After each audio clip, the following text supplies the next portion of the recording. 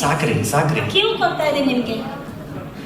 ಇದನ್ನ ಹೇಳಿದ್ರಲ್ವಾ, ಇದನ್ನ ಬರ್ದವ್ರು ಯಾರು ಕೇಳೋಣ. ಈ ಕಡೆ ಇವ್ರಿಗೆ ಮಾತ್ರ ಚಾನ್ಸ್, ನಿಮ್ಗೆಲ್ಲರನ್ನು ಎಲಿಮಿನೇಟ್ ಮಾಡ್ಬಿಡ್ತೀನಿ.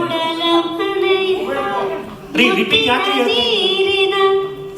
ಸಾಕು ಸಾಕು, ಅದನ್ನ ಇವ್ರಿಗೆ ಪ್ರಶ್ನೆ ಯಾಕೆ ಕೇಳೋಣ. ಇದನ್ನ ಬರ್ದವ್ರು ಯಾರು? ನಿಮ್ಮನ್ನೆಲ್ಲ ಎಲಿಮಿನೇಟ್ ಮಾಡ್ಬಿಟ್ಟಿದೀವಿ.